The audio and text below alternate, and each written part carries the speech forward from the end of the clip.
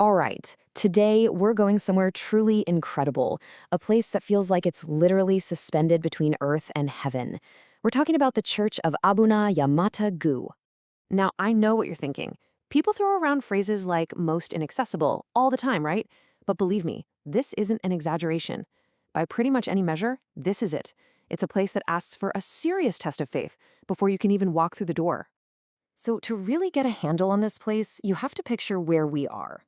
We're in Ethiopia's Tigray region, surrounded by this incredible, almost otherworldly landscape of sandstone spires called the Gheralta Massif. And it's right here that geology and, well, theology come together in the most breathtaking way imaginable. Okay, get this. The church is way up there, at 2,580 meters. That's almost 8,500 feet. But the crazy part is, it's not built on the mountain, it's carved into it. Into the sheer vertical needle of rock that just juts out, completely cut off from the world below. And the only reason this is even possible is because of the rock itself. It's a geological marvel, really. It's called Adigrat sandstone, and it has this perfect combination of properties. It's soft enough that people could carve it out with basic hand tools, but at the same time it's strong enough to support the whole structure, domes, naves, everything, without just crumbling. Now, getting there, it's more than just a tough climb. For the people who worship here, the journey itself is a kind of ritual. It's almost like a prayer you do with your body, a physical liturgy that's meant to cleanse you and prepare your soul for the holy space you're about to enter. The climb is actually broken down into 4 pretty distinct stages, and as you'll see, each one gets a little bit harder, a little more intense. It starts off as a simple hike, but yeah, that doesn't last long.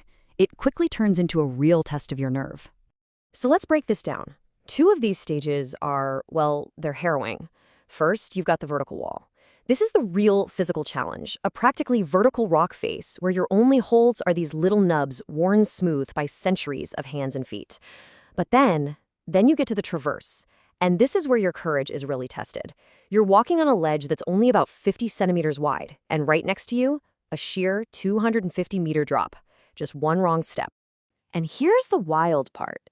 Despite how incredibly dangerous that sounds, local tradition is adamant that no one has ever died making this climb. The resident priest, Father Asefa, explains this with total faith. He says that if you fall, the patron saint saves you with his wind and just returns you to the ledge. It's this incredible paradox of extreme danger and absolute safety. About halfway up the climb, you come across something truly stark. It's a small cave, and inside are the skeletal remains of priests who used to serve the church. It's an open-air burial site perfectly preserved by the dry mountain air. A real memento mori, a reminder of mortality, right on your path to this eternal place. So once you finally make it inside, you realize something absolutely incredible. This church wasn't built. It was excavated. It's what you'd call a subtractive monolith. The builders didn't add walls or put up a roof. They just removed rock, chipping away at the mountain until they revealed the sacred space that was waiting inside. And the layout inside is classic for an Ethiopian Orthodox church. It has 3 parts: the Kine Maharlet, which is for chanting, the Kedest, or the Holy, for everyone else, and then the Makdes, the Holy of Holies, where only the priests are allowed to go. And check this out. This is so cool. The architecture uses a design principle called skeuomorphism. Basically, the pillars and the ceiling, they're carved from the solid rock to look like they're made of wooden beams. It's a deliberate choice to connect this church, carved from stone, with the style of the ancient Aksumite palaces. It's like they're preserving a cultural memory right there in the rock. But look, the architecture is only half the story here. The real treasures, once you're inside, are the frescoes. The walls are covered in these incredibly vibrant paintings.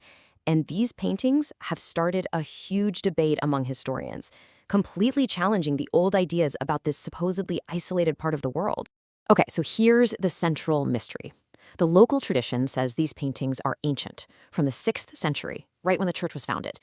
But the modern academic consensus, which is based on stylistic analysis and scientific evidence, points to a much later date, somewhere in the 15th or 16th century. So which one is it?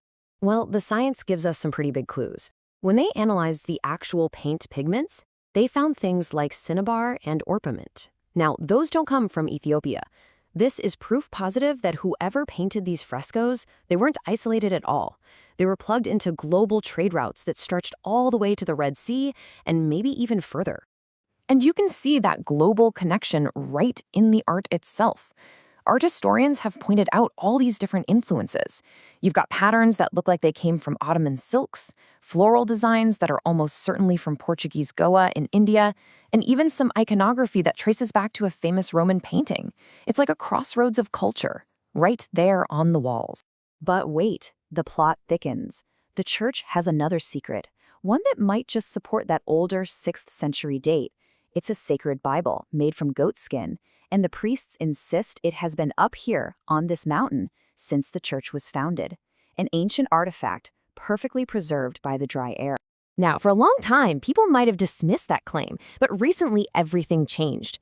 A nearby monastery has a set of manuscripts called the Gheralta Gospels, and they were just radiocarbon dated to between 330 and 650 AD.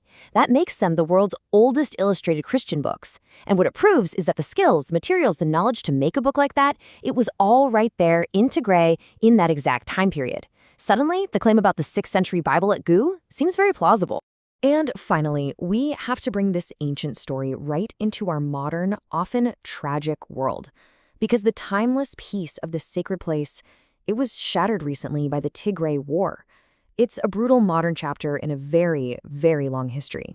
Specifically, on May 8th, 2021, a massacre happened right in the village at the base of the mountain. 19 civilians were killed. Think about that. It's just a horrifying contrast to the mountain's legend of divine protection. The climb itself might be considered safe, but the war brought violence and death right to the doorstep of the sanctuary.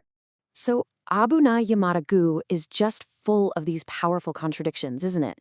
It's a place of deep solitude, but also the site of a massacre, a monument to ancient faith that's been scarred by modern tragedy. And in the end, it leaves us with this powerful, almost physical lesson. The path to the sacred is narrow, steep, and fraught with danger, but the view from the top offers a glimpse of the eternal.